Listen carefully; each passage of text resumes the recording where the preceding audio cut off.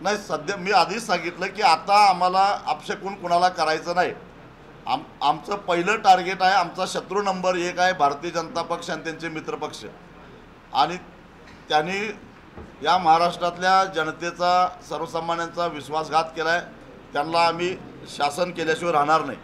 काल मुख्यमंत्र्यांनी माझ्यावर एक असा आरोप केला कोल्हापूरला की मी चोरांच्या कळपामध्ये गेलेलो आहे। तेव्हा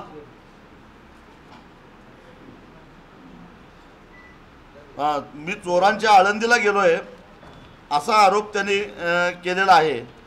मी चोरांच्या आळंदीत गेलो आहे का नाही हे सगळ्या जनतेला माहिती आहे, शेतकऱ्यांना माहिती आहे।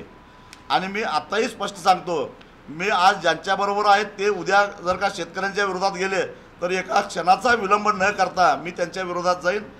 ही माझी काम करण्याची पद्धत आहे। परिणामाची चिंता कधीच करत नाही।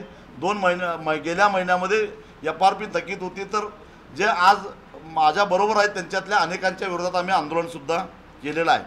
पण आता मुख्यमंत्र्यांनी माझ्या एका प्रश्नाचं उत्तर द्यावं।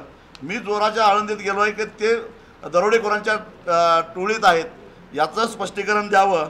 26 डिसेंबरला त्यांच्यावर विरोधी पक्षनेते राधाकृष्ण विखे पाटलांनी एक आरोप केलेला होता।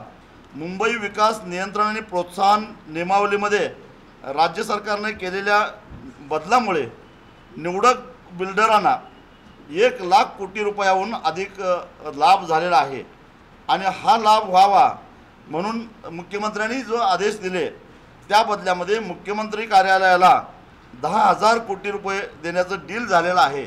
आणि पैकी 5,000 कोटीचा पहिला हप्ता पोच झालेला आहे अशा प्रकारचा आरोप विरोधी पक्षनेत्यांनी केलेला होता। आणि लगेच त्यावर मुख्यमंत्र्यांनी त्यांना नोटीस पाठवलेली होती की हा आरोप पुराव्यानिशी सिद्ध करा अथवा मानहानीचा दावा 50 कोटीचा दावा दाखल करू अशी नोटीस त्यांना दिलेली होती। त्याच राधाकृष्ण विखे पाटलांचा मुलगा सुजय विखे पाटील आज भारतीय जनता पक्षाचा नगरचा उमेदवार म्हणून निवडणूक लढवतोय। आता मुख्यमंत्र्यांनी सांगावं की तुम्ही 10,000 कोटी रुपये घेतले, त्यातलेच पैसे खर्च करून सुजय विखे पाटीलांना निवडून आणणार आहात।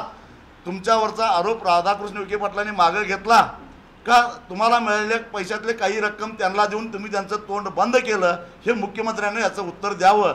आणि मग मी चोराच्या कळपात गेलो काय कुठे गेलो याचं उत्तर देईन। मुख्यमंत्र्यांच्या आशीर्वादानं अजून एक मोठा घोटाळा 10,000 कोटीचा झालेला आहे, तो या निवडणुकीच्या काळात हळूहळू मी काढणार आहे।